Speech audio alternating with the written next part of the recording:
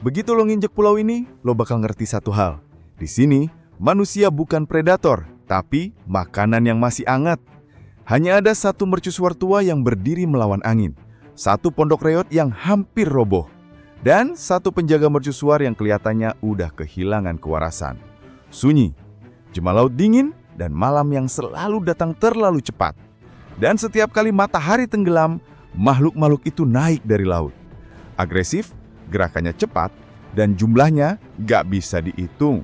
Friend, seorang petugas cuaca baru datang ke pulau ini tanpa tahu bahaya apa yang mengancamnya tiap malam. Hari ini, kita akan bahas alur cerita filmi dari Cold Skin 2017. Sebuah film yang berkisah tentang kesepian, kegilaan, dan perang antara manusia melawan sesuatu yang seharusnya tetap tinggal di kedalaman laut.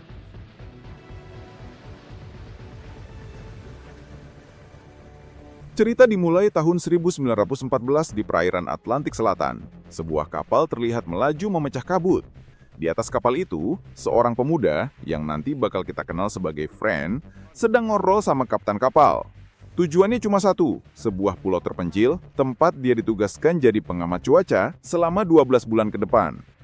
Begitu mereka tiba di pulau, kapten dan beberapa anak buahnya turun bareng Friend, nganterin dia ke rumah kecil reot yang bakal jadi tempat tinggalnya selama setahun penuh. Anginnya dingin, pulau sunyi, dan suasananya kayak tempat yang udah lama ditinggalkan.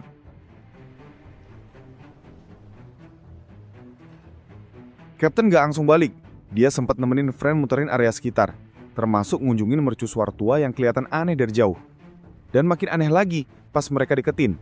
Di sekeliling mercusuar itu, banyak kayu runcing ditancepin membentuk formasi kayak pagar perang. Mereka naik ke menara dan di dalamnya mereka nemu seorang pria yang lagi tidur pulas. Gruner, penjaga mercusuar di pulau itu. Begitu bangun, Kapten langsung nanya soal petugas cuaca lama yang harusnya dijemput. Tapi jawaban Gruner bikin suasana makin janggal. Kapten jelas curiga, matanya ngeliatin Gruner kayak ada sesuatu yang gak beres. Makanya, sebelum pergi, dia sempat nawarin Friend buat balik aja ke kapal.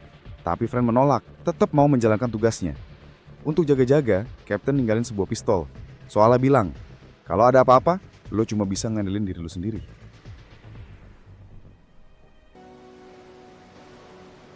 Esoknya, Friend mulai kerja, mengukur arah angin, bikin catatan cuaca, dan di antara itu dia sempat nemu tumpukan kulit kerang yang tertata rapih dalam lingkaran batu. Bentuknya aneh, kayak meritual.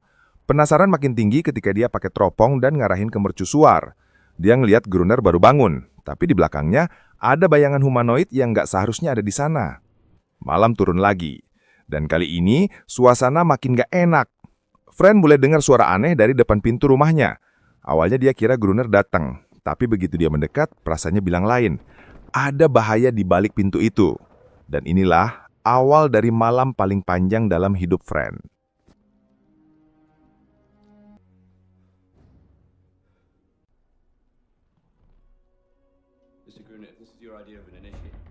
Tiba-tiba, tangan yang bentuknya aneh menyelinap masuk dari celah bawah pintu. Refleks, Friend langsung menginjak tangan itu. Makhluk di luar meraung, suara yang bikin bulu kuduk berdiri. Sadar dia lagi diserang sesuatu yang bukan manusia, Friend buru-buru kabur ke ruang bawah tanah, ngebawa pisau buat bertahan hidup. Dari celah kayu lantai, dia coba ngintip pelan-pelan, tapi baru sebentar, satu mata besar tiba-tiba nongol dari kegelapan. Kaget setengah mati, Friend langsung nusuk mata itu. Makhluk itu menjerit keras, dan suara langkah-langkah mereka langsung bubar. Sampai pagi, Friend cuma bisa nahan takut di bawah tanah. Bangke sekalinya dapat kerjaan malah hampir jadi santapan monster.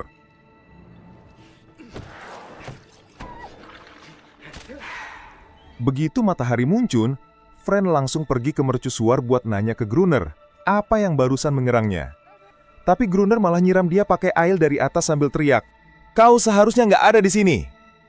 Friends cuma bisa mundur dalam keadaan basah kuyup dan makin bingung sama apa yang terjadi di pulau itu.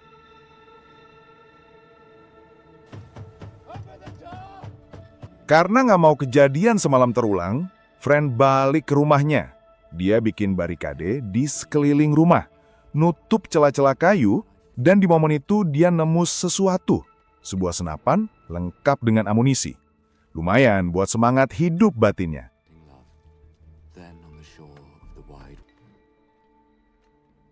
Malam turun lagi, dan kali ini Friend udah lebih siap.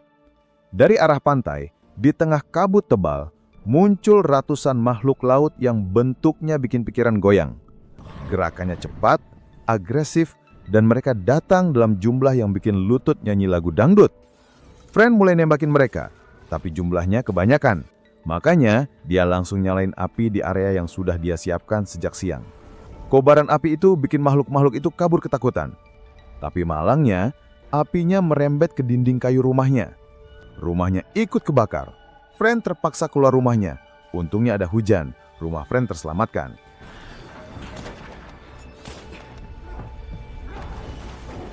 Pagi berikutnya, habis kesabaran dan frustrasi, Friend mutusin buat ngikutin Gruner sampai di tempat ngambil air. Di sana, dia nemuin salah satu makhluk misterius itu siap nyerang dia. Begitu mau nembak, Gruner muncul dari belakang dan bilang, "Jangan tembak makhluk itu, dia nggak berbahaya." Friend kaget. Makhluk yang dimaksud seekor humanoid betina berkulit licin yang Gruner anggap sebagai peliharaan. Negosiasi pun terjadi. Gruner mau bantu Friend asal Friend bagi perbekalan dan amunisi yang sebenarnya dari rumah Friend sendiri. Gruner juga mulai manggil dia Friend, nama panggilan yang bakal dipakai terus sampai akhir. Friend akhirnya ngikut Gruner ke mercusuara.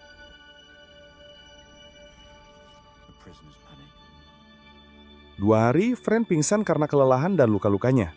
Begitu dia bangun, dia lihat makhluk betina itu menjelati luka bakarnya. Ajaibnya, rasa sakit Friend hilang seketika. Makhluk itu kayak punya kemampuan penyembuhan alami. Gruner lalu jelasin, dia jinak, dia betina, dia peliharaanku. Friend makin bingung, makin takut tapi juga sadar. Pulau ini lebih aneh dari yang dia kira.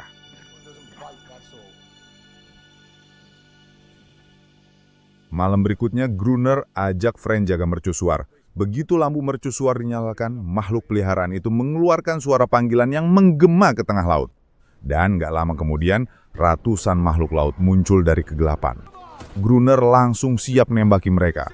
Tapi Friend justru beku, gak bisa gerak, gak bisa narik pelatuk. Akhirnya Gruner marah besar. Malam berikutnya Gruner kasih kesempatan terakhir. Friend harus bantu berperang. Tapi begitu makhluk-makhluk itu muncul, Gruner malah ninggalin Friend sendirian. Gila banget model trainingnya si Gruner.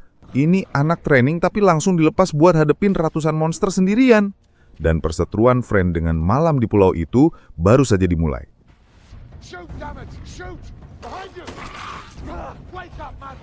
Friend hampir mati dikeroyok para makhluk laut itu.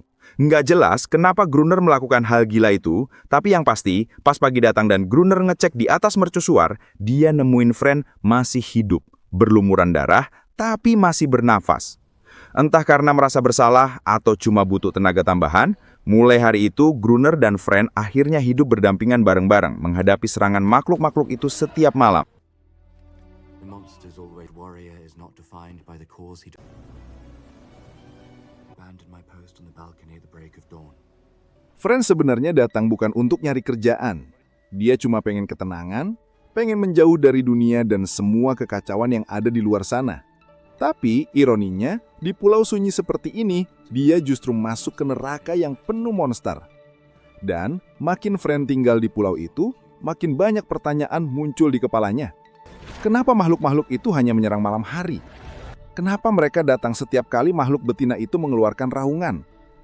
Apa sebenarnya hubungan Gruner dengan makhluk-makhluk itu?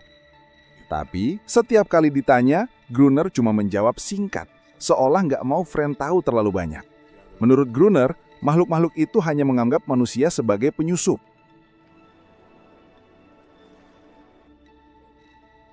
Setelah berminggu-minggu, serangan makhluk-makhluk itu tiba-tiba berhenti. Friend sempat mikir mereka menyerah. Tapi Gruner menolak itu mentah-mentah. Katanya, mereka justru sedang mengumpulkan pasukan untuk serangan yang lebih banyak. Di saat-saat itu, Friend makin dekat dengan makhluk betina peliharaan Gruner, yang akhirnya diberi nama Eneris. Kedekatan ini bikin Gruner makin cemburu. Apalagi waktu main catur, Friend musulin ide gila. Kalau kita tangkap satu makhluk ini, kita bisa jual ke Inggris atau Amerika. Uangnya bisa gila-gilaan. Ide itu bikin Gruner ngamuk. Ego Gruner makin kebakar. Tiba-tiba, di luar terdengar raungan. Mereka lupa menyalakan lampu mercusuar. Akibatnya, ratusan makhluk menyerbu. Gruner dan Friend buru-buru naik ke lantai atas. Mereka mencoba melawan, namun karena jumlahnya terlalu banyak, mereka akhirnya bersembunyi di balik kaca tebal. Tapi serangan itu berhasil melukai kaki Gruner. Mereka bertahan sampai pagi datang.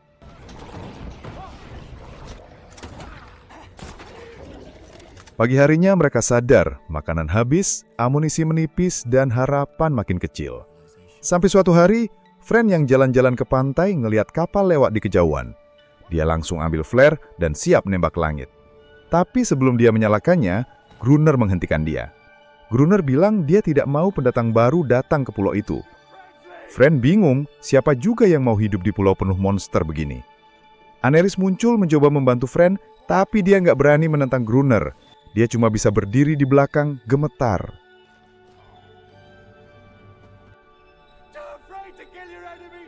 Esoknya, Friend mengikuti Aneris yang lari keluar mercusuar. Di pantai, Aneris ditemukan menangis di antara tulang belulang paus. Ternyata, dia digebuki Gruner karena bantu Friend kemarin. Friend mencoba nenangin dia dan kasih ukiran perahu dari tulang paus yang dia buat. Tiba-tiba, Aneris kayak keingat sesuatu. Dia bawa Friend ke sebuah tempat.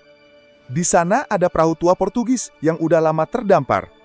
Saat Friend kasih tahu Gruner soal perahu itu, Gruner cuma bilang, "Aku sudah tahu itu dari dulu." Gruner juga bilang perahu itu dulu bawa peti-peti dinamit, tapi kebanyakan dinamitnya udah rusak kena air. Friend sadar kemungkinan masih ada dinamit di dalam kapal karam. Makanya dia ngusulin buat ambil dinamit di dalam kapal yang udah tenggelam. Tapi Gruner nolak mentah-mentah. Katanya itu terlalu berbahaya.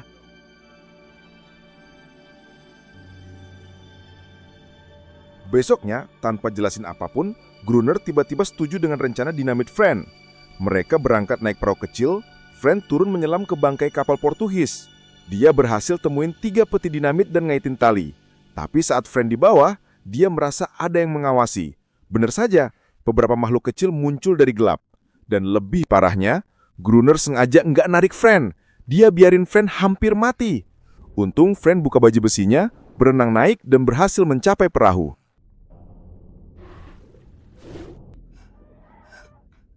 Mereka pasang dinamit di sekitar mercusuar.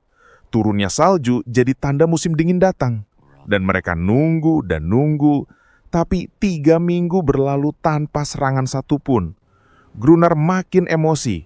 Dia nuduh Aneris jadi mata-mata. Dan di saat dia udah mau nyerah, tiba-tiba dia kepikiran rencana gila. Kita pancing mereka masuk ke mercusuar. Karena makhluk-makhluk itu nggak muncul, Gruner bawa Aneris ke balkon dan maksa dia memanggil kaumnya. Aneris terpaksa menjerit, dan dari tengah laut, ribuan makhluk datang. Gruner coba meledakkan dinamit, tapi kabelnya copot. Friend maju memperbaiki, dan... duar! Ledakan besar mengguncang area mercusuar.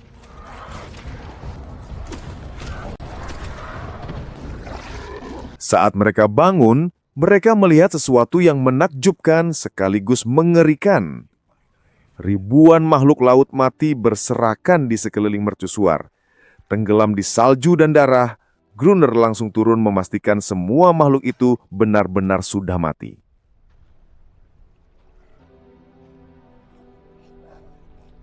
Di tengah hamparan bangkai makhluk laut yang memenuhi sekitar mercusuar, Friend sempat menemukan kalung buatan manusia. Sekejap, rasa bersalah langsung nusuk ke dadanya. Baru sekarang dia sadar. Selama ini mereka bukan cuma membunuh monster, tapi juga makhluk yang bisa berpikir, punya keluarga, dan mungkin punya perasaan. Malam harinya, dari arah pantai, terdengar raungan yang berbeda. Bukan suara perang, tapi ratapan kesedihan dari mereka yang masih tersisa.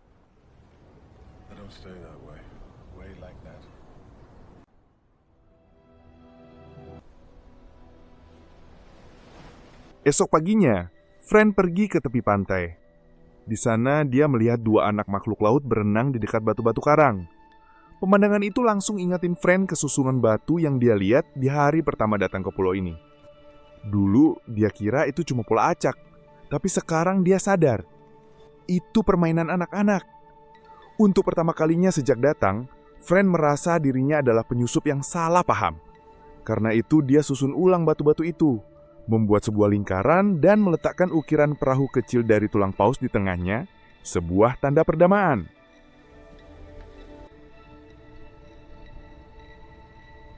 Keesokan harinya, Fran berniat keluar rumah. Dia cek apakah Gruner tidur, dan benar, Gruner tertidur pulas. Saat memeriksa barang-barangnya, Fran tanpa sengaja menemukan sebuah foto lama. Foto Gruner bersama istrinya. Dan perempuan itu sama persis dengan foto wanita yang ada di buku harian penjaga lama. Di titik itu, semua kepingan puzzle jatuh ke tempatnya. Gruner bukanlah penjaga mercusuar. Dialah Aldor Fingerland, petugas cuaca yang seharusnya digantikan Fran. Aldor sengaja berbohong soal kematiannya agar tidak dijemput pulang. Dia memilih tetap tinggal, menjauh dari dunia, meski itu membuatnya perlahan kehilangan kewarasan.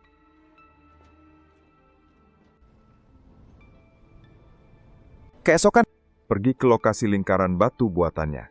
Saat tiba, muncul satu anak monster yang perlahan mendekatinya tanpa rasa takut. Tak lama kemudian, Aneris muncul diikuti puluhan makhluk lainnya. Untuk pertama kalinya sejak film dimulai, mereka datang bukan untuk menyerang, tapi untuk bicara, untuk berdamai. Namun suasana hening itu pecah oleh sebuah tembakan yang tiba-tiba terdengar. Gruner menembak ke arah mereka. Fran langsung teriak memohon, "Jangan sakiti mereka! Mereka datang untuk berdamai! Selama ini kita yang salah!" Tapi Gruner sudah dikuasai amarah yang menumpuk bertahun-tahun. Dia paksa Aneris untuk pulang ke mercusuar. Aneris menolak. Gruner pergi dengan wajah keras, tapi bukan untuk menenangkan diri, melainkan merencanakan sesuatu yang lebih buruk.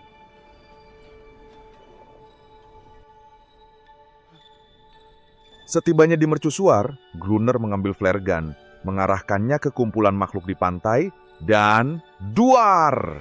Tembakan itu tepat mengenai anak monster yang tadi mendekati Fran. Makhluk kecil itu tumbang dan mati. Fran kaget. Di titik itu, amarah dan rasa kecewa pecah. Dia mendatangi Gruner dan keduanya baku hantam di dalam mercusuar. Gruner yang terpojok akhirnya mendengar kata-kata yang selama ini dia sembunyikan. "Kau bukan penjaga mercusuar. Kau Aldor Fingernern. Kau yang seharusnya kugantikan." Perkataan itu menghantam Gruner lebih keras daripada pukulan apapun.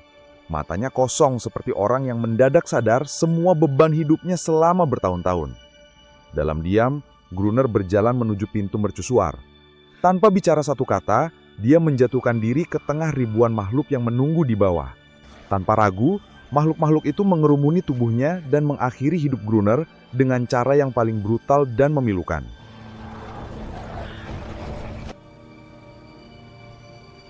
Beberapa bulan pun berlalu. Musim berganti, angin makin dingin, dan mercusuar kembali sunyi. Seperti pulau ini memang ditakdirkan untuk melupakan manusia. Sampai akhirnya sebuah kapal muncul dari balik kabut. Seorang kapten kapal bersama para awaknya naik ke mercusuar. Berniat mencari Gruner si penjaga cuaca yang seharusnya diganti tugasnya. Tapi begitu mereka menemukan Fran, yang kini sudah hidup sendirian di mercusuar, menghabiskan hari-harinya dalam rutinitas yang sama seperti Gruner dulu, mereka salah paham. "Kau Gruner kan? Penjaga sebelumnya sudah mati karena tipus."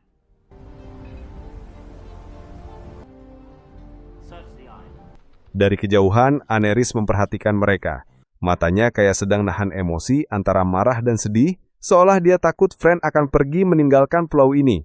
Namun saat kapal itu bersiap untuk pergi, Aneris cuma menatap Fran sebentar, lalu melompat ke laut, menghilang ke kedalaman yang selama ini menjadi rumahnya.